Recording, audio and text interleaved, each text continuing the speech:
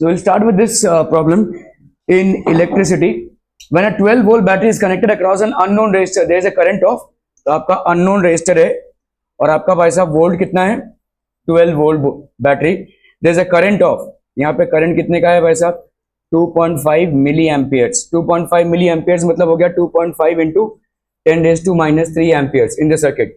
Find the value of resistance. आपको यहाँ पे रेजिस्टेंस की वैल्यू निकालनी है. आसान सा सवाल है जहां पे हम ओम्स लॉ को अप्लाई करते हुए क्या करेंगे, V is equal to I R होता है, तो R की वैल्यू क्या हो जाएगी V बाई आई. V की वैल्यू यहाँ पे 12 और I की वैल्यू है 2.5 इंटू 10⁻³ ठीक है. ये 10⁻³ ऊपर चला जाएगा, 10⁻³ मतलब 1/10⁻³ है, तो 12 इंटू 10⁻³ हो गया यहाँ पे, और नीचे कितना है 2.5. अगर मैंने इसको इधर लिया तो एक और 10 से इधर मल्टीप्लाई कर देंगे ठीक है. यहाँ पे हो गया आपका 12 इंटू 10⁻² लिख सकते हैं, और यहाँ पे एक निकाल कर इधर इसको डाल दो तो 10⁻².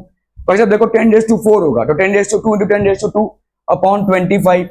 हमको मालूम है 25 4 सा 100 होता है, तो दिस विल बी 48 इंटू 10⁻². ठीक है, ये हो गया आपका ओम्स में 48 इंटू 10⁻². तो आपका यहाँ पे रेजिस्टेंस कितना हो जाएगा 4800 ओम्स. ठीक है, क्लियर है? Are we clear on this one people? Okay. To find R, तो R की वैल्यू हो गई V by I, so that will be 4800 ohm. The value of resistance of the resistor is 4800 ohms. ठीक है, चलिए इसको करना है भाई साहब फटाफट. Let the resistance of an electrical component remains constant while the potential difference across the two ends of the component decreases to half its formal value. तो देखो यहाँ पे potential difference क्या है, रेजिस्टेंस को हमने कांस्टेंट रखा है. एक ऐसा सर्किट है जहां पे रेजिस्टेंस कांस्टेंट है, पोटेंशियल डिफरेंस भाई साहब क्या हो जाएगा हाफ, डिक्रीजेस बाय हाफ. ठीक है, so what change will occur in the current through it. Current में क्या चेंज आएगा भाई, देखो V is equal to I R के चलते V is directly proportional to I, so when potential decreases by half, so current will also decrease by half. Current will also decrease by half. समझ में आ रहा है भाई साहब? ठीक है, क्योंकि आपका रेजिस्टेंस तो कांस्टेंट है, potential difference is directly proportional to current, so if potential difference decreases by half, current will also decrease by half. What change will occur in the current through it, current will decrease by half. तो यहां पे आप बोल सकते हैं current will decrease by half. Clear है? Are we clear on this one people? Okay. So this will be potential difference, so current will be equal to V by R, that is 2R. ऐसे भी लिख सकते हैं, या सीधा आप, क्योंकि पोटेंशियल डिफरेंस करंट के डायरेक्टली प्रोपोर्शनल है, so obviously potential difference decreases by half, current will also decrease by half. ठीक है, चलिए इसको करना है. Draw a schematic diagram of a circuit consisting of a battery of 3 cells. Battery है 3 सेलों का. ठीक है, तो बैटरी मतलब आपका यहाँ पे देखो दिस और ये दिस. ठीक है, this will be basically 2 volts का हो गया. ठीक है, a 5 ohm resistor and a 8 ohm resistor and a 12 ohm resistor and a plug key all connected in series. तो आप भाई साहब यहाँ पे 5 ohm का रेजिस्टर बनाइए. ठीक है, then you have basically 8 ohm का resistor and then a 12 ohm का resistor all connected in series with a plug key. क्या ये समझ में आ रहा है भाई साहब? ठीक है, 5 ohm 8 ohm and 12 ohm, ध्यान से देखिए 5 ohm 8 ohm and 12 ohm resistor all connected in series में कनेक्शन है. ठीक है, read out the above circuit putting an ammeter to measure the current through the resistors and a voltmeter. तो ammeter को हम कैसे कनेक्ट करते हैं भाई साहब, अमीटर को कैसे कनेक्ट करते हैं बोलिए. अमीटर को हमेशा सीरीज में कनेक्ट करेंगे. ठीक है, so this ammeter will be connected in series. ठीक है, एंड वोल्टमीटर. ठीक है, and a voltmeter to measure the potential difference across the 12 ohm resistor. सिर्फ 12 ohm रेजिस्टर पे वोल्ट मीटर है, और वोल्ट मीटर को हमेशा हम पैरेलल में कनेक्ट करते हैं, so this will be the voltmeter. ठीक है, क्लियर है भाई साहब? Are we clear on this one? What would be the readings in the ammeter and the voltmeter. Ammeter क्या मेजर करता है, करंट. ठीक है, तो हमारा इफेक्टिव रेजिस्टेंस क्या हो जाएगा, रेजिस्टेंस इन सीरीज हमको मालूम होता है R1 plus R2 plus R3. तो यहां पे हो जाएगा आपका 5 plus 8 plus 12, that will be 12 plus 25 ohms का आपका भाई साहब हो गया रेजिस्टेंस. ठीक है, ओके. वोल्टेज कितने का है भाई साहब, आपको दिया हुआ है 2 वोल्ट की बैटरी है, तो आपको I फाइंड आउट करना है. ठीक है, बाय ओम्स लॉ हम लिख सकते हैं बाई ओम्स लॉ, V होता है आई आर के बराबर, तो I होगा भाई साहब V बाई आर के बराबर। तो V आपकी कितनी है 2, और R की वैल्यू कितनी है यहाँ पे 25, ठीक है। तो 25 0.08 हो जाएगा, ये है कि नहीं, ये हो गया 25, ये हो गया 2, 0.08 ओम्स। क्लियर है, समझ में आ रहा है। आई की वैल्यू कितनी हो गई 0.08 ohms. Are we clear, 0.08 ohms हो गया। ओके, तो आपका अमीटर रीडिंग, देयरफॉर आपका what would be readings in ammeter, तो अमीटर रीडिंग इज 0.08 ओम्स, ठीक है। और वोल्ट मीटर में क्या रीडिंग आ जाएगा, voltmeter V is equal to I R होता है, ठीक है। आई की वैल्यू यहां पे कितनी है, आई की वैल्यू, सॉरी यहां पे एम्पियर्स आएगा ना, ठीक है। 0.08 इंटू आर की वैल्यू यहां पे 12 है, ठीक है। 12 एट जा भाई साहब हो गया आपका 96, तो 0.96 वोल्ट्स, ये इसका भाई साहब वोल्ट मीटर रीडिंग हो गया, ठीक है। क्लियर है, ओके ओके ओके। तो यहां पे देख लो भाई साहब, ये 2 वोल्ट की बैटरी हो गई, ये प्लग की हो गया, करंट ड्रॉ हो रहा है 5, 8 और 12 में, ठीक है। यहाँ पे आपका 12 वोल्ट पे आपने ये कनेक्ट किया हुआ है। So this will be basically what, since all 3 resistors on series the total resistance will be equal to 25, current की वैल्यू ये हो जाएगी, ठीक है। अक्रॉस द 12 ओम रेजिस्टर 0.24 हमारा भी आया था, नहीं कितना आया था भाई साहब ये, अच्छा यहाँ पे मेरी गलती हो गई भाई साहब, 2 वोल्ट ईच है, मैंने 2 वोल्ट पूरा उसका ले लिया था। ओके 2 वोल्ट अगर ईच है तो बैटरी बनेगी 6 वोल्ट की, ओके ठीक है। ये आपका वोल्ट का 6 हो जाएगा, 6/25 तो ये हो गया 24। Across the 12 ohm resistor potential difference will be 2.88, ठीक है। I am sorry. So ammeter reading आपका क्या दिखाता है, ammeter will basically give you the measurement of current and voltmeter will give you the measurement of volts, ठीक है। Okay तो देखो इफेक्ट्स ऑफ इलेक्ट्रिक करंट में आपका पहला इफेक्ट क्या आता है, हीटिंग, ठीक है, जो अपन पढ़ चुके हैं लेकिन फिर भी एक बार, ठीक है। तो हीटिंग, कोई भी कंडक्टर से जब करंट दौड़ रहा है तो उसमें एक इफेक्ट प्रोड्यूस होता है जिसको अपन बोलते हैं हीटिंग, ठीक है। So what is basically heating. Second effect है आपका मैग्नेटिक इफेक्ट, और तीसरा इफेक्ट है आपका केमिकल। ये तीनों भाई साहब नोट कर लीजिए फटाफट।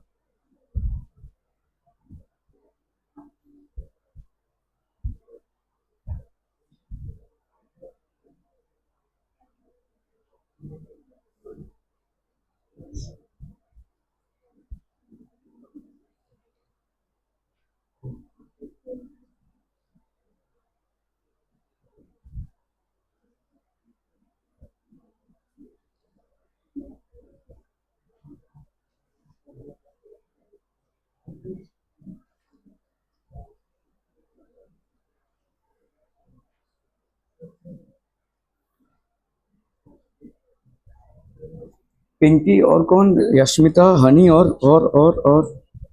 यार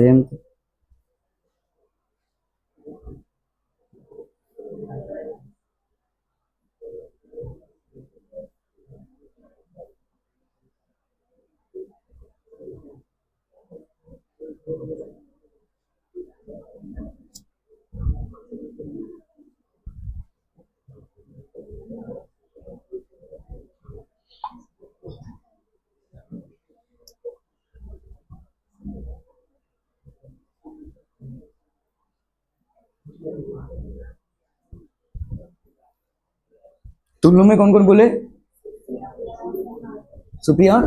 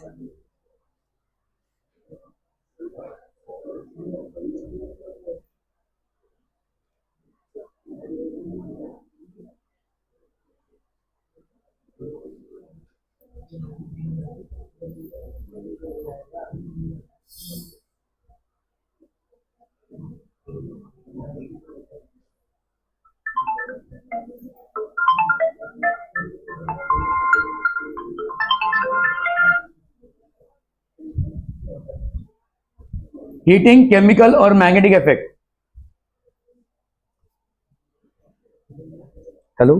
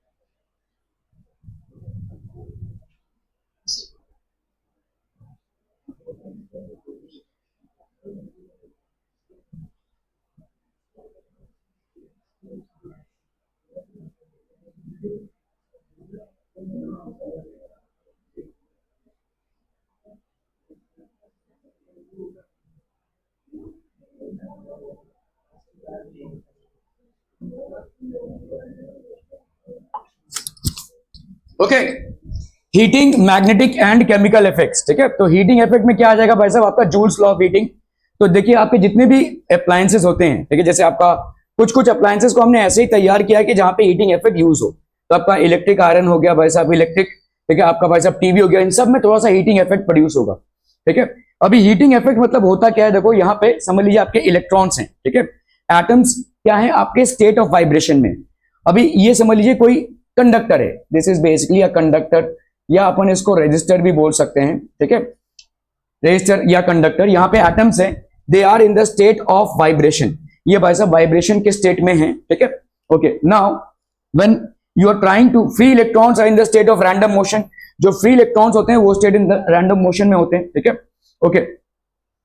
अभी आपने भाई साहब इसको क्या किया है? कनेक्ट किया है. ठीक है, so if you happen to connect it, तो काइनेटिक एनर्जी, अभी भाई साहब ये इलेक्ट्रॉन्स मूव करेंगे तो क्या होगा भाई साहब? कोलिजन्स होंगे. ठीक है, काइनेटिक एनर्जी में कोलिजन्स होगा, so there will be a loss in the kinetic energy.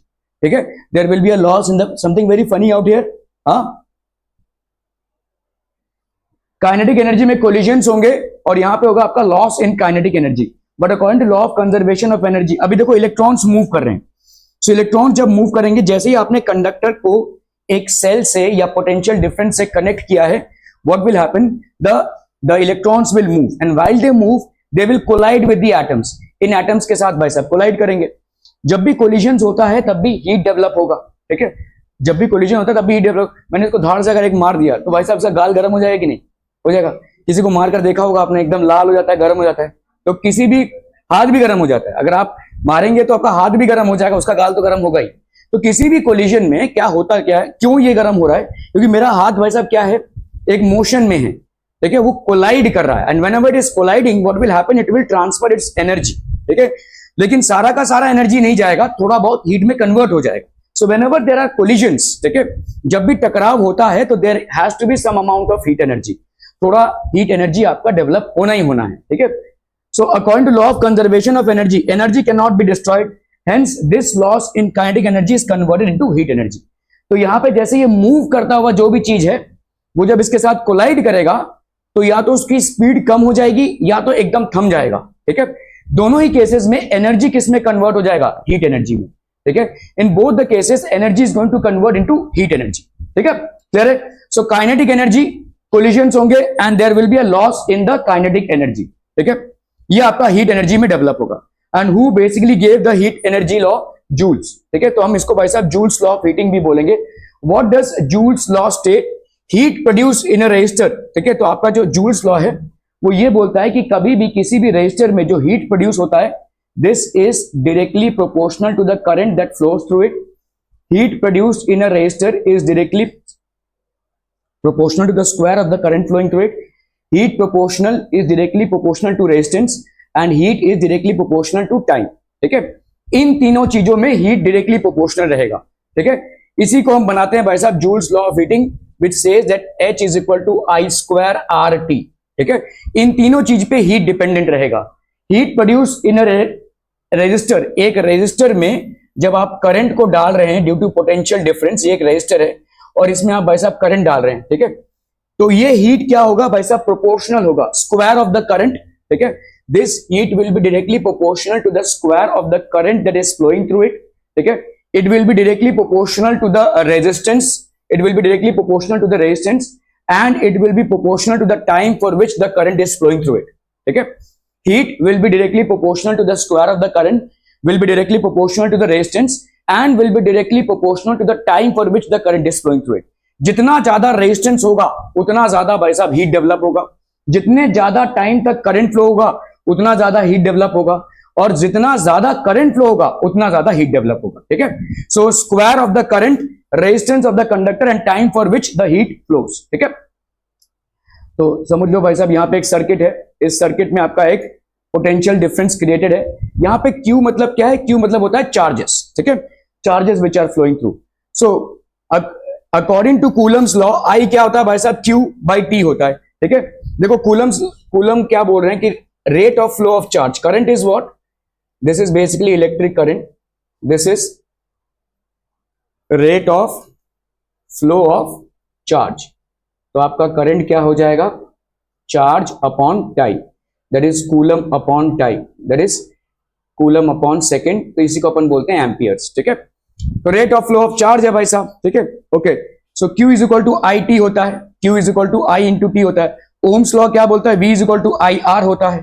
ठीक है, और V क्या होता है? W by Q. तो W क्या हो जाएगा? V by Q. तो आप यहाँ पे देखो, अगर इसको डिराइव करना चाहते हैं, ठीक है, if you happen to derive it कि भाई साहब ये आया कहां से, ठीक है, where is it coming from, तो यहाँ पे आपका देखो कूलम्स लॉ क्या बोलता है? कूलम्स लॉ ये बोलता है कि करंट जो है, current is rate of flow of charge. ठीक है, rate of flow of charge है। लेट्स से आपका चार्ज Q है, ये आपका चार्ज है। ठीक है, rate of flow of charge मतलब कितने टाइम पे कितना चार्ज फ्लो हुआ है, और लेट्स से T है आपका टाइम। ठीक है, तो करंट जो I है, ठीक है, that will be equal to Q by T, rate of flow of charge, how fast और how slow the charge is flowing, that will be the determination factor of current.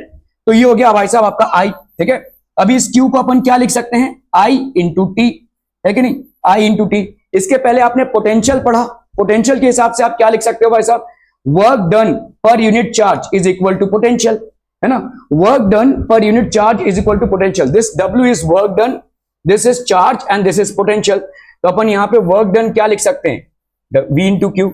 अभी देखो work done और energy दोनों ही same concepts हैं, work done and energy both are same concepts, ठीक है। तो हम अगर बोलेंगे भाई साहब हीट एनर्जी अगर हो रही होगी तो यहां से आ रही होगी, ठीक है, V इंटू क्यू। तो अभी W के जगह पे अपन ने हीट एनर्जी डाल दिया, ठीक है, W के जगह पे आपने हीट एनर्जी डाल दिया, ठीक है। दिस इज इक्वल टू,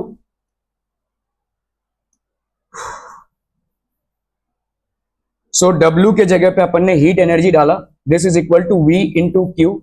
तो V की वैल्यू कितनी हो गई भाई साहब, V की वैल्यू हो गई heat energy V into Q, है ना। तो अभी V जो है ओम्स लॉ पे अगर हम आते हैं, ओम्स लॉ के हिसाब से V is equal to I R होता है, ठीक है। तो V की वैल्यू हो गई यहाँ पे आई आर, और Q की जगह पे आप क्या लिख सकते हो, आई टी, है ना। V की जगह पे लिख सकते हो I R by Ohm's law, इस V की जगह पे लिखा, और Q की जगह पे क्या लिखा, आई टी, Q की जगह पे लिखा आई टी। तो ये I R into I T मतलब आई स्क्वायर आर टी, ये हो गया भाई साहब आपका हीट, ठीक है। This will be your heat, I square R T. Are we clear on this one people, hmm, ठीक है। तो इस तरह से अगर आप देखोगे W क्या हो जाएगा, आई स्क्वायर आर टी, इसी को अपन हीट बोलते हैं। Heat is equal to I square R T. ये तीनों का डेरिवेशन लिख लीजिए भाई साहब, फटाफट फटाफट, क्विक क्विक क्विक, जल्दी से।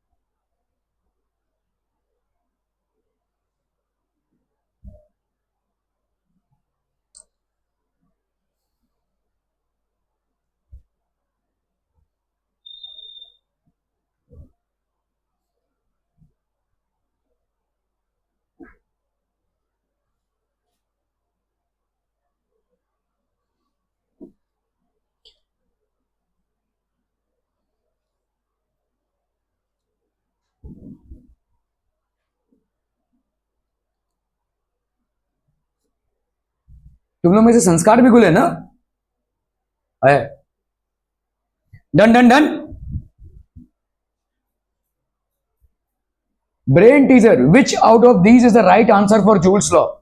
H is equal to V I T, आप बताइए प्राची।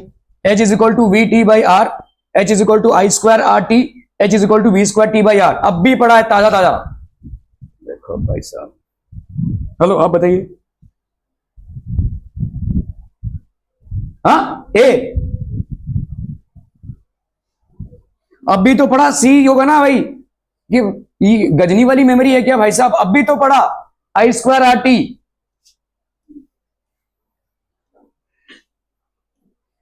क्योंकि बिल्कुल भी ध्यान नहीं है, तब से भाई साहब स्माइलिंग चल रहा है उधर, क्या अभी कैसे क्या इंप्रूव किया जाए। I square R T, electric bulb है भाई साहब, ठीक है। This is basically electric bulb. Electric bulb, ये ऐसा बल्ब देखा है तुम लोगों ने, नहीं देखा है, बट कुछ भी पका रहे, ठीक है, ओके। जैसे अभी तो ये सब एलईडी बल्ब्स आ गए हैं, ठीक है, लेकिन पहले आपके इलेक्ट्रिक बल्ब्स हुआ करते थे। ये इलेक्ट्रिक बल्ब्स में आपका टंगस्टन जो है वो फिलामेंट है बेसिकली। ये टंगस्टन एक ऐसा एलिमेंट है जिसका रेजिस्टेंस बहुत हाई है, बट जो कंडक्टर भी है, ठीक है, जिसके वजह से जैसे इसमें से इलेक्ट्रिसिटी पास होती है, ये एकदम हीट, बहुत ज्यादा हीट डेवलप करता है। और हीट डेवलप करने के चलते देखिए यहाँ पे इलेक्ट्रिकल एनर्जी आपने पास की, और इलेक्ट्रिकल एनर्जी में हाई रेजिस्टेंस की वजह से हीट डेवलप होगा। ये हीट कितना होगा, this will be equal to I square R T. इसका रेजिस्टेंस काफी ज्यादा है, ठीक है, तो इसके लिए इसका हीट डेवलप होगा। ये इलेक्ट्रिकल एनर्जी बेसिकली किस में कन्वर्ट होगा बच्चा पार्टी, हीट एनर्जी में। और यही हीट एनर्जी आपका क्या हो जाएगा, लाइट एनर्जी। सो लाइट जो है वो बाई प्रोडक्ट मिल रहा है आपको, ठीक है, प्रोड्यूस हीट हो रहा है, इस पूरे प्रोसेस में हीट प्रोड्यूस हो रहा है। Light as a by product is something that you are receiving, ठीक है। तो filament is made up of tungsten. ये टंगस्टन का रिप्रेजेंटेशन होता है W। टंगस्टन को हम W से रिप्रेजेंट करते हैं, ठीक है। ओके, सो ये फिलामेंट होता है जो टंगस्टन से, इसका हाई रेजिस्टेंस होता है, हाई मेल्टिंग पॉइंट भी होता है, बहुत ज्यादा हीट डेवलप होगी, ठीक है। इसका मेल्टिंग पॉइंट करीब करीब 3500 डिग्री सेंटीग्रेड तक है, which is a very high melting point, ठीक है। High melting point 3380 degree centigrade इसका मेल्टिंग पॉइंट है, ठीक है। केमिकली इनएक्टिव, बीच में आप यहां पे क्या भर देते हो भाई साहब, या तो नाइट्रोजन या तो आर्गॉन गैस, ठीक है। ये नाइट्रोजन या आर्गॉन गैस क्यों भरते हैं, ताकि ये जो बहुत ज्यादा हीट है ये ग्लास तक पहुंचकर ग्लास को तोड़ ना डाले, ठीक है। देखो आप इन सब बल्ब्स को आराम से छू सकते हैं, इसमें टेम्परेचर डेवलप नहीं होता है क्योंकि ये एलईडी बल्ब्स हैं, लेकिन ये वाले बल्ब को आप छू नहीं सकते, ठीक है। एक बार चालू कर दिया तो इतना ज्यादा हीट डेवलप होगा कि भाई साहब जल जाएगा, ठीक है। ये बहुत ज्यादा हीट डेवलप करता है, इसीलिए ये हीट जो है इस बल्ब को क्रैक ना कर दे, क्योंकि ये तो ग्लास से बना हुआ है, ये ग्लास भाई साहब फूट ना जावे, इसके लिए आप नाइट्रोजन या आर्गॉन गैस भरते हैं। कभी कभी ऐसा होता है कि जैसे ही आपने लाइट जला फट से फूट गया, ये फूटा क्यों रहेगा, क्योंकि ये जो है आपका यहां से कभी कभी लीकेज हो जाता है, ठीक है। बल्ब है भाई साहब, ठीक है, कहीं मैन्युफैक्चरिंग डिफेक्ट हुआ या कुछ हुआ, यहां से अगर थोड़ा सा भी लीकेज हो गया तो ये पूरा जो नाइट्रोजन आर्गॉन गैस है यहां से निकल जाएगा, और फिर बीच में एयर रहेगा, और एयर जो है इस हीट को बचा के नहीं रख सकता, बल्ब फूट जाएगा, जैसे ही आप स्विच ऑन करेंगे बल्ब फूट जाएगा, ठीक है। So at times it has happened, these sort of accidents happened. Bulb लगा हुआ, आपने जैसे ही स्विच लगा थर्ड से फूट गया, ठीक है। तो चकनाचूर इसलिए हो गया क्योंकि यहां पे कहीं ना कहीं छोटा सा कोई लीकेज रह गया होगा। कहा भाई साहब, कौन बोला, तो ये लोग सब पागल, क्या पागल हो, कहां 3 बजे कैसे आ गए, दिमाग खराब, सोम दिमाग ठीक में है क्या। तो यहां पे आपका chemically inactive nitrogen and argon है, ठीक है। केमिकली इनएक्टिव है आपका नाइट्रोजन एंड आर्गन जो निकल जाता है, ठीक है। और इस निकल जाने की वजह से भाई साहब क्या हो जाएगा, ये बल्ब फूट जाएगा, ठीक है। इसको लिख लीजिए भाई साहब, आपके इलेक्ट्रिक बल्ब में क्या क्या होता है। टंगस्टन एक फिलामेंट है जो हाई रेजिस्टेंस का है और हाई मेल्टिंग पॉइंट का है, और बीच में केमिकली इनएक्टिव हमने नाइट्रोजन एंड आर्गॉन गैस भर दिया है, विच आर केमिकली इनएक्टिव।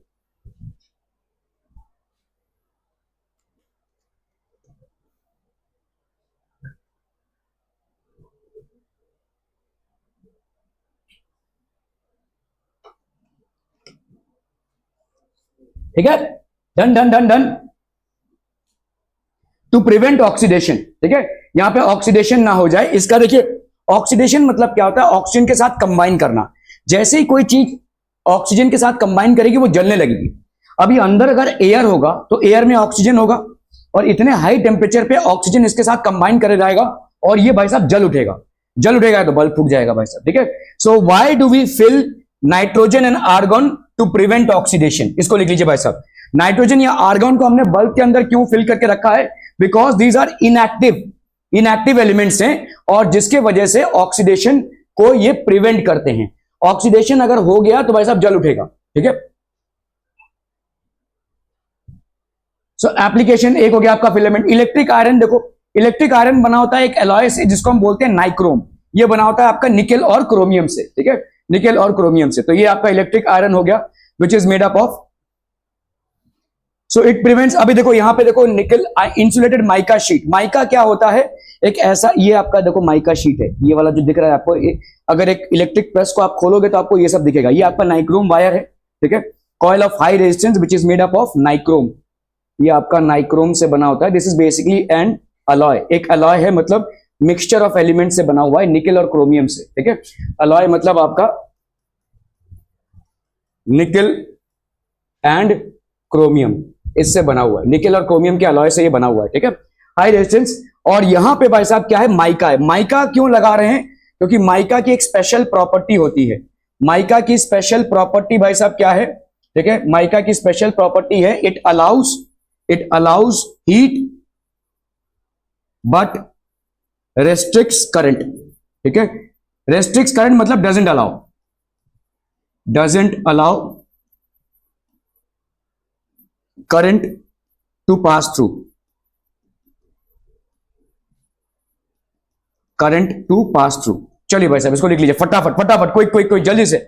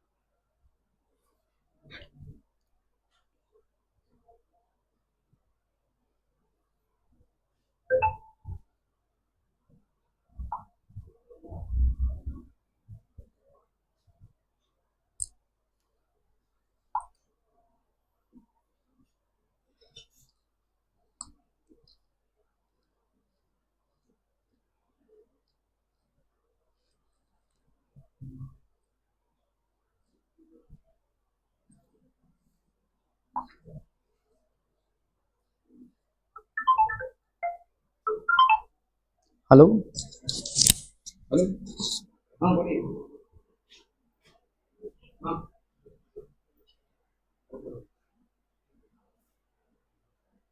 हाँ हाँ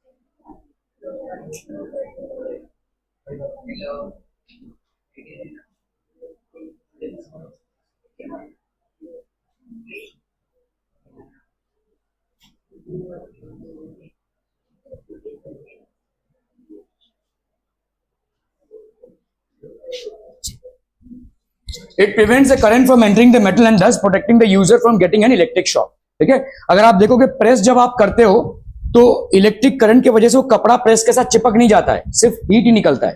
ठीक है, आइडियली में वैसे आप करंट को अगर आप किसी को भी छुएंगे तो वो चिपक ही जाएगा ना, लेकिन नहीं चिपकता है इसलिए क्योंकि ये माइका है। ठीक है, ये माइका जो है इसकी स्पेशल प्रॉपर्टी है, ये हीट को अलाउ करता है, और हीट तो चाहिए भाई साहब, यहां से हीट निकलेगा तभी तो कपड़ा प्रेस होगा। ठीक है, it allows heat but restrict, मतलब ये doesn't allow current to pass through, current को नहीं पास करने देता है। ठीक है, it prevents the current from entering into the metal and thus protecting the user from getting an electric shock. ठीक है, ये इंसुलेटेड माइका शीट है भाई साहब, ये कॉइल ऑफ हाई रेजिस्टेंस है, जनरली नाइक्रोम होता है ये। ठीक है, ओके, सो ये एक हेवी मेटल ब्लॉक होता है। ठीक है, यहां पे आपका करंट आया, when electric current passes through the coil it gets heated, ये भाई साहब मोल्टन ऐसे रेड हो जाता है अंदर। ठीक है, और ये इसके क्यों रेड हो जाता है, क्योंकि इसका एक हाई रेजिस्टेंस है। अभी अभी आपने देखा जूल्स लॉ ऑफ हीटिंग के हिसाब से आई स्क्वायर आर टी, ये हो गया आपका I square R T which is H, H is equal to I square R T, तो ये आपका high coil of high resistance है ये। ठीक है, okay, electric fuse, an electric fuse protect circuits and appliances by stopping the flow of excess current. ठीक है, तो इलेक्ट्रिक फ्यूज क्या करेगा भाई साहब, ये स्टॉप करेगा, protects appliances by stopping the flow of excess current. तो इलेक्ट्रिक फ्यूज क्या होता है, देखो इस तरह का इलेक्ट्रिक फ्यूज होता है, ये इलेक्ट्रिक फ्यूज है बेसिकली। ठीक है, this is basically N electric fuse, ये आपके यहां पे लगा होता है देखो। ठीक है, जब भी आपका बहुत हाई वोल्टेज आएगा, ठीक है, when ever the voltage is very high, ठीक है, तो it will have a possibility of burning electrical appliances, burning electrical appliances, ये भाई साहब आपका क्या हो जाएगा, बर्न कर रहेगा अपने इलेक्ट्रिकल अप्लायंसेस को। ठीक है, इलेक्ट्रिकल अप्लायंसेस को बर्न आउट कर देगा। ठीक है, electric fuse protect circuits and appliances by stopping the flow of excess current. तो आपका भाई साहब इलेक्ट्रिक ये बर्न कर सकता है ना इलेक्ट्रिकल अप्लायंसेस को, तो इसका हाई करंट होता है, इसीलिए इसका हाई, तो इसको हम क्या बोलते हैं, एक कॉपर वायर को हम लगा देते हैं यहाँ पे, this is a very thin copper wire, तो इसका रेजिस्टेंस बहुत हाई होता है। ठीक है, थिन है, देखो आपका रेजिस्टेंस आपने पढ़ा क्या होता है, रेजिस्टिविटी इंटू एल बाई ए, आप इसको जितना कम रखेंगे रेजिस्टेंस उतना ज्यादा बढ़ेगा, इसीलिए हमने जो कॉपर वायर यूज किया है, this is basically a thin copper wire. Thin copper wire का भाई साहब क्या हो जाएगा, आपका मेल्टिंग पॉइंट भी बेसिकली बहुत लो रहता है, मेल्टिंग पॉइंट लो रहता है। तो ये जो फ्यूज वायर होता है, ठीक है, इसका पर्पस क्या है, electric fuse protect circuits and appliances by stopping the flow of excess current. ये जो एक्सेस करंट अचानक भयानक में आ सकता है और आपके इलेक्ट्रिकल अप्लायंसेस को जला सकता है, इसको ये प्रोटेक्ट करता है। ठीक है, ओके, तो ये एक इलेक्ट्रिक फ्यूज है बेसिकली। ऐसा आजकल तो बहुत छोटे छोटे फ्यूज आते हैं, पहले के जमाने में वैसे बड़ा फ्यूज होता था। एक्चुअली आपके बिल्डिंग में अभी भी वो बड़ा फ्यूज रहता है। ठीक है, आपके बिल्डिंग में अगर आप नीचे जाओगे जहां पे मीटर रूम रहता है, ये बड़े बड़े फ्यूज होते हैं, इसको प्रोक्लीन बॉडी बोलते हैं। प्रोक्लीन बॉडी मतलब आपके जैसे कप और प्लेट्स बने होते हैं ना, चाइना डिशेस जो होते हैं, ठीक है, वैसे ही सफेद कलर का होता है, देखो व्हाइट कलर का, ऐसे बड़े बड़े रहते हैं, उसको आप खोलोगे तो अंदर एक तार दिखेगा आपको। ठीक है, this is basically a porcelain body, ये आपका प्रोक्लीन बॉडी है। ठीक है, this is basically a porcelain body. Okay, तो ये हो गया आपका भाई साहब wire of lead and tin, low melting point है इसका। ठीक है, हाई वोल्टेज है, मेन सप्लाई। ठीक है, okay, domestic voltage in our house is around 220 to 240 volts, ये भाई साहब 220 से 240 वोल्ट है हमारे यहाँ पे वोल्टेज, ठीक है। 230 वोल्ट का सप्लाई है, तो ये आपका करंट जा रहा है, ठीक है। दिस बेसिकली शॉर्ट सर्किट कब होगा भाई साहब, very large amount of current flows. तो आपका भाई साहब बहुत लार्ज अमाउंट का जब करंट फ्लो होता है तब शॉर्ट सर्किट हो सकता है, ठीक है। ओके, सो ये आपका करंट फ्लो हो रहा है, ठीक है। The fuses for domestic purposes are stated as 1 ampere, 2 ampere, 3 ampere, 4 ampere, 5 ampere, 10 ampere, etc. ये आपके डोमेस्टिक फ्यूजेस है, ठीक है। Why are coils of electric toasters? तो आपका देखो जब भी करंट को आप आ रहा है, बहुत हाई वोल्टेज अगर आएगा तो उसको हम कैसे कंट्रोल करेंगे। ये होगा क्या, देखो ये तार लगा हुआ है, इसका रेजिस्टेंस बहुत हाई है, ठीक है। तो ये जो इलेक्ट्रिक फ्यूज है, देखो दिस, ये आपका इलेक्ट्रिक फ्यूज है, इसको समझिए। यहां पे आपका एक इलेक्ट्रिक फ्यूज लगा हुआ है। जब भी करंट आ रहा है बहुत हाई वोल्टेज में आ रहा है, ठीक है, समझ लो कभी अचानक से वोल्टेज हाई हो गया, तो वोल्टेज जैसे ही हाई हो करंट भी हाई हो जाएगा। देखो voltage is equal to I R, अचानक में अगर वोल्टेज हाई हो गया तो करंट भी आपका हाई हो जाएगा कि नहीं, ठीक है। तो H is equal to I square R T, तो आपका करंट कितना हो जाएगा, तो आपका हीट बहुत ज्यादा हो जाएगा, heat will B too much, क्योंकि आपका आई स्क्वायर बहुत ज्यादा है, ठीक है। तो हीट भी आपका बहुत ज्यादा बढ़ जाएगा। जैसे हीट बढ़ जाएगा तो कॉपर का मेल्टिंग पॉइंट जो है तो लो है, मेल्टिंग पॉइंट लो है, तो ये पट्टे से मेल्ट हो जाएगा, मतलब ये सर्किट ही ब्रेक हो जाएगा, ये पिघल जाएगा, ठीक है, मेल्ट हो जाएगा। मतलब अभी आपके घर में लाइट चली जाएगी, हो सकता है आजू बाजू लाइट ना गई हो लेकिन आपके घर में लाइट चली जाएगी क्योंकि वोल्टेज हाई आया है, ठीक है। और लाइट जाना अच्छा है क्योंकि आपका यहाँ पे जो वोल्टेज आ रहा था वो बहुत हाई वोल्टेज था। अगर ये वोल्टेज उतने हाई अमाउंट ऑफ करंट से आपके घर में आता तो अप्लायंसेस आपके बर्न आउट हो जाते हैं। चलिए इलेक्ट्रिक बल्ब गया या ट्यूबलाइट गया, ये तो कम सस्ते वाली चीजें हैं, लेकिन अगर आपकी महंगी चीजें होंगी जैसे टीवी हो गया, ठीक है, फ्रिज हो गया, ठीक है, these are basically costlier things. If they burn out these things then that will be a problem, ठीक है। तो इसको ये, तो आपका क्या होगा, देखो हीट क्या होता है, आई स्क्वायर आर टी होता है। वोल्टेज बढ़ा अगर अचानक भयानक में तो करंट भी बढ़ेगा, अगर करंट बढ़ा तो हीट बहुत ज्यादा डेवलप होगा। और यहां पे आपने रेजिस्टेंस को पहले ही हाई करके रखा है क्योंकि आपने थिन वायर लिया है, ठीक है। तो obviously I square R T की वैल्यू बहुत ज्यादा हो जाएगी और फटाक से ये मेल्ट हो जाएगा। ये फटाक से होता है, मेल्ट हो जाएगा जैसे ही, क्योंकि इसकी मेल्टिंग पॉइंट कम है तो ये फट से कट जाएगा, ठीक है। तो जो कॉपर वायर आपने यूज किया है वो आपने थिन यूज किया है, क्यों, इसके रेजिस्टेंस को बढ़ाने के लिए। क्यों रेजिस्टेंस को बढ़ाने के लिए, क्योंकि रेजिस्टेंस आपका क्या होता है, रेजिस्टिविटी इंटू एल बाई ए। और दूसरा भाई साहब कॉपर वायर का क्या होता है, कॉपर का मेल्टिंग पॉइंट जो है वो लो होता है, ठीक है, तो फटाक से वो मेल्ट कर जाता है। ये दोनों प्रॉपर्टीज के लिए हम कॉपर को as a fuse wire use कर रहे हैं, ठीक है। ऑब्वियसली कॉपर आपका चीप भी है, ठीक है, it is basically cheap and easily accessible, तो इसीलिए हम उसको यूज कर रहे हैं, ठीक है। ओके, क्वेश्चन क्या है, why are coils of electric toasters and electric irons made of an alloy rather than a pure metal.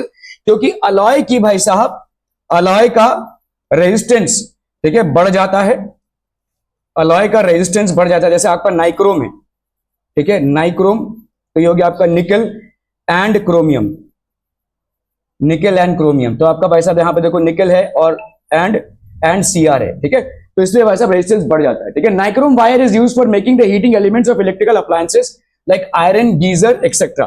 Why, because it has got a high resistance, ठीक है।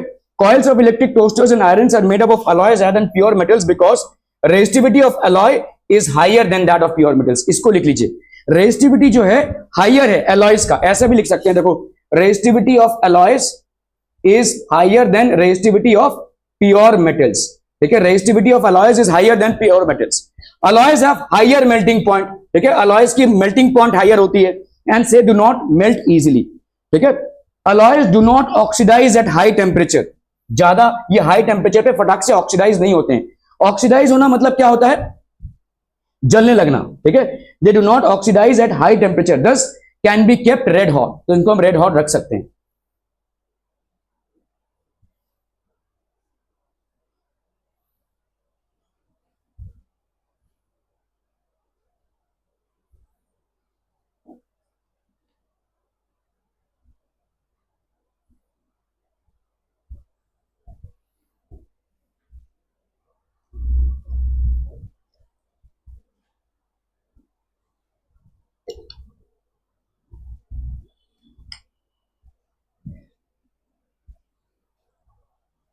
Alloys do not oxidize at high temperature and thus can be kept red hot.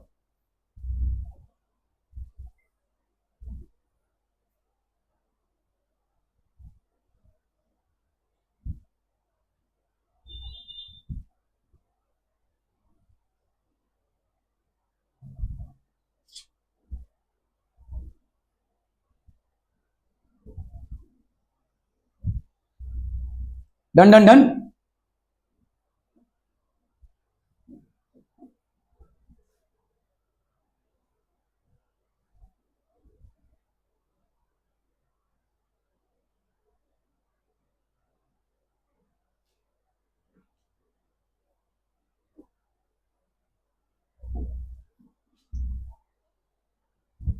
Why does the cord of an electric heater not glow while the heating element does?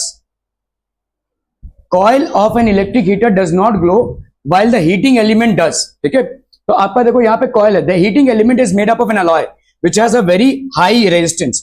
देखो यहाँ पे क्या बोला जा रहा है, ये आपका एक हीटर है, ठीक है, इसमें ऐसे कॉइल है और ये कॉइल जो है आपके कंडक्टर से कनेक्टेड है। तो यहाँ पे ये पूछा जा रहा है कि भाई साहब ये तो ग्लो नहीं कर रहा है जहां से करंट जा रहा है, लेकिन ये क्यों ग्लो कर रहा है?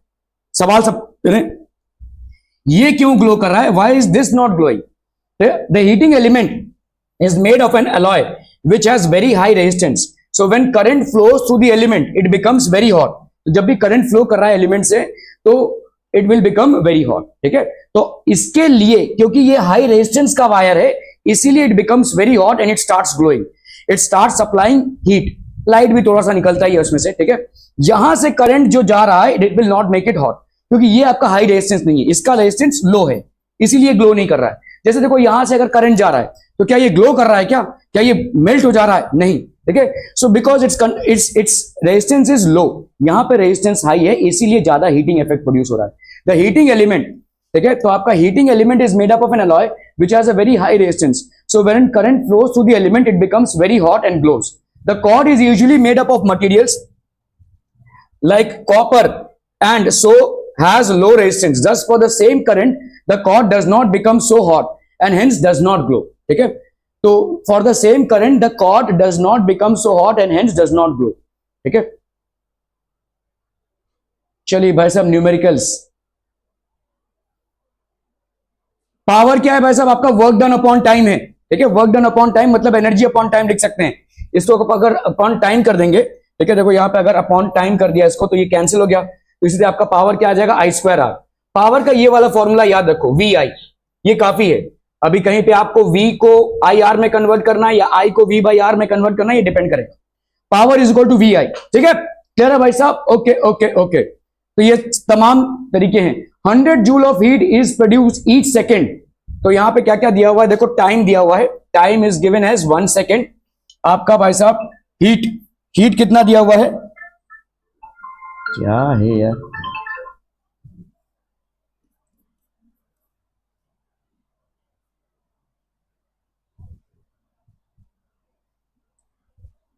हीट हो गया भाई साहब आपका कितना? 100 जूल्स, ठीक है। और आपका रेजिस्टेंस हो गया 4 ओम का, ठीक है। Find the potential difference across the resistor. तो आपको भाई साहब पोटेंशियल डिफरेंस कैलकुलेट करना है, ठीक है। क्लियर है?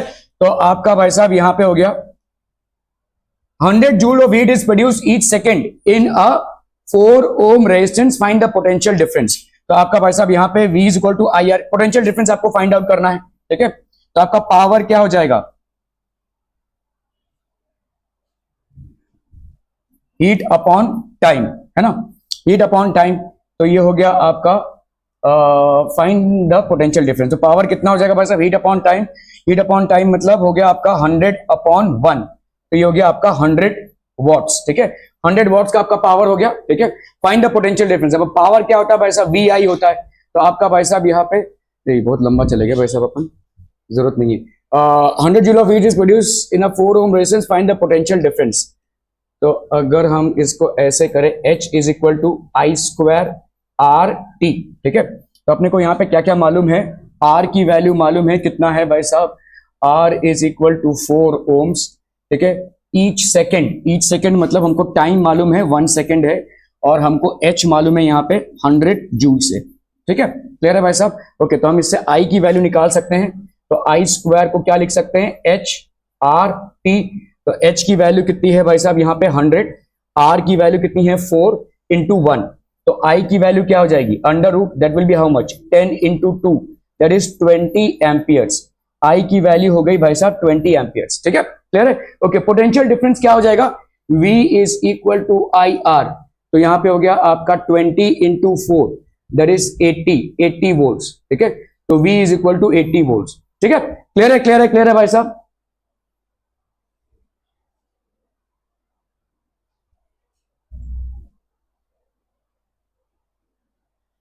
Potential difference across the resistor is 20 volt. चलिए भाई साहब इसको करना है फटाफट। Find the heat generated while transferring 96,000 coulomb of charge in 1 hour to a potential difference of 50 volts.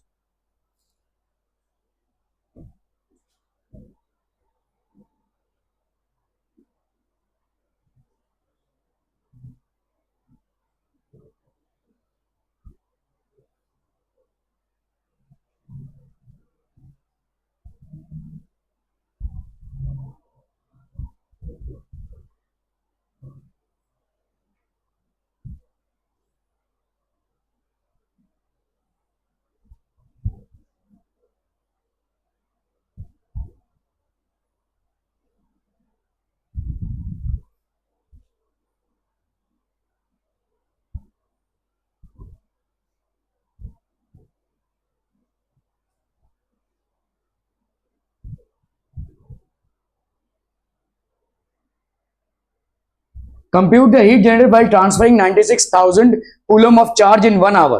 ठीक है, तो आपका Q का वैल्यू यहां पे क्या है, 96,000 coulomb of charge in 1 hour. तो यहां पे टाइम कितना है, 1 आवर। तो टाइम 1 आवर मतलब हो गया आपका 60 मिनट्स इंटू 60 सेकेंड्स। ठीक है, 3600 सेकेंड्स। ठीक है, through a potential difference, potential difference यहां पे कितना हो जाएगा भाई साहब, 50 वोल्ट्स। ठीक है, क्लियर है। Compute the heat generated while transferring this much. ठीक है, ओके, तो हीट क्या हो जाएगा भाई साहब, heat is equal to I square R T. ठीक है, आई स्क्वायर आर टी की जगह पे आप क्या लिख सकते हैं, अगर आपको वी से करना हो इसको। ठीक है, क्योंकि आपका यहाँ पे वी की जगह पे क्या लिख, देखो यहाँ पे आई दिया हुआ है, तो v is equal to I R होता है, तो i की वैल्यू क्या हो जाएगी, v बाई आर, ऐसा लिख सकते हैं कि नहीं। ठीक है, तो आई स्क्वायर की वैल्यू क्या हो जाएगी, V square by R square. तो इस आई स्क्वायर की जगह पे लिख दो V square by R square, क्योंकि आपको आई नहीं दिया हुआ यहाँ पे। या आप आई को कैलकुलेट भी कर सकते हो यार, क्यू बाई टी होगा।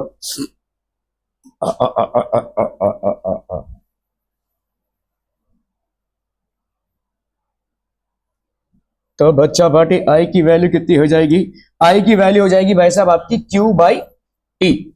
सो यहां पे क्यू की वैल्यू कितनी है, क्यू की वैल्यू है 96,000 अपॉन टी की वैल्यू यहां पे 3600। 6 6 36, 6 1 6, 6 6 36, ये हो गया आपका 2 3 6, 2 8 16, तो ये हो गया आपका 80/3, 80/3। तो ये हो गया 80/3 इंटू 80/3। ठीक है, इंटू आर, आर की वैल्यू भाई साहब यहाँ पे कितनी है, ये हो गया आपका आई स्क्वायर आर, आर की वैल्यू यहाँ पे by transferring in the potential difference. Compute the heat generated by transferring 96,000 in 1 hour through a potential difference of this much. R नहीं दिया हुआ है, तो भाई साहब आर की जगह पे अपन क्या लिख सकते हैं, R V is equal to I R होता है, तो आपका आर का वैल्यू क्या हो जाएगा, वी बाई आई। तो इसको अपन वी बाई आई लिखें अगर 50/80/3 है ना, तो 80/3 मतलब 80 इधर हो गया और 3 इधर हो गया। ठीक है, into T, T T T है आपका भाई साहब कितना 3600। इसको अपन कैलकुलेट करना है भाई साहब। ठीक है, this needs to be calculated. ये 80 और 80 कैंसिल हो गया, 3 12 जा, ठीक है, ये हो गया 3 4 जा, तो ये हो गया 400, 8 4 जा 32, 32 इंटू 15, 2 5 जा 10, 3 5 जा 15, 116, ये हो गया 32,084, 480, ये हो गया 480। ठीक है, और एक और जीरो, एक और जीरो। ठीक है, this will be the amount of heat. So आपका PD is equal to this. ठीक है, चार्ज, तो हीट को अपन देखो अलग अलग फॉर्मेट में लिख सकते हैं, आई स्क्वायर आर टी लिख सकते हैं। ठीक है, देखो हीट को अपन ने क्या लिखा है, आई स्क्वायर आर टी, यहाँ पे अपने को आर नहीं दिया हुआ, तो आर की जगह पे अपन क्या लिख सकते हैं, V is equal to I R होता है, तो आई की वैल्यू क्या हो जाएगी, वी बाई आर।